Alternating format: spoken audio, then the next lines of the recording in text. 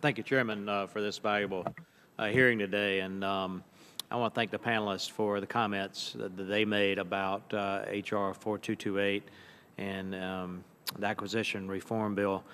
You know, the goal is to improve discipline, accountability, and transparency in acquisition program management. And a lot of the things that I'm hearing on all the topics today come down to just those basic disciplines of doing best practices in all the acquisition reform. So I heard Inspector General Dodaro say this, but Deputy Secretary, have you had a chance to review H.R. 4228? I have. Okay. Sir. Do you believe it will aid DHS in addressing acquisition management challenges?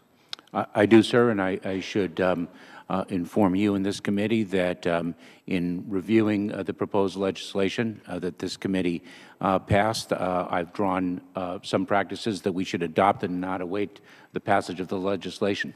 Well, thank you. I agree. Whether we have to have congressional legislation passed or not, it's the right thing for the Department to do, and I think the Secretary agrees with us as well. So thanks for saying that.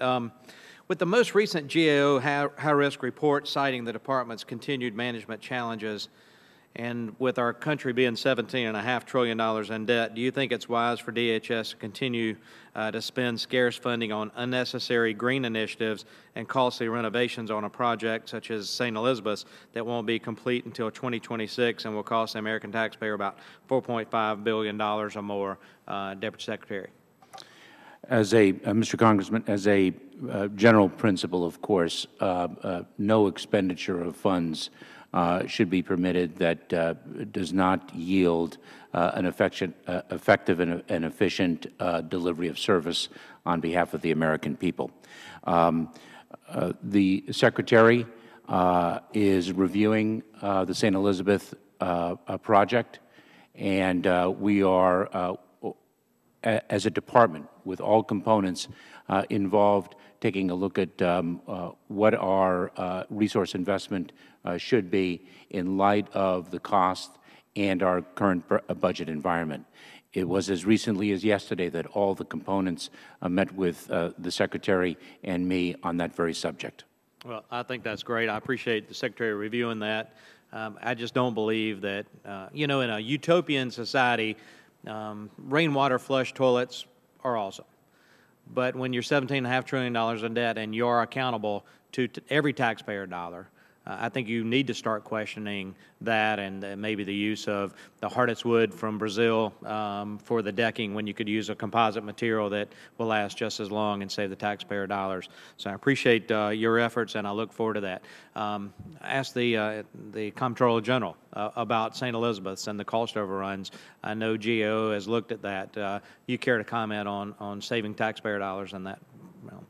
Well, certainly we support the effort to do any program activity at the least cost possible. We are currently looking at the St. Elizabeth situation, and we'll be happy to share our report with this committee as soon as it's complete. Yeah, we look forward to that as well.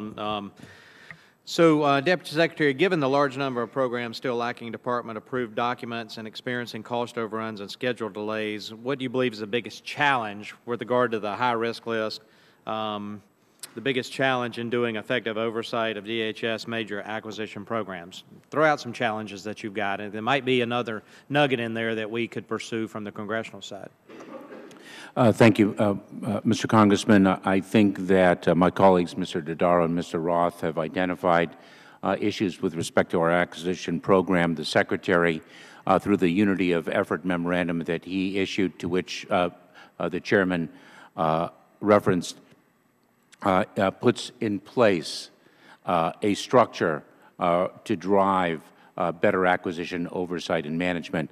I lead, under the Unity of Effort paradigm, I lead the Deputies Management Action Group, where we are all components and headquarters together in ensuring that capabilities are identified, the needs are properly identified, the gaps are therefore disclosed, and we don't close those gaps without establishing effective requirements, understanding our budget constraints, being effective and efficient in the use of our money, and ensuring that the delivery of service takes all of those factors into account.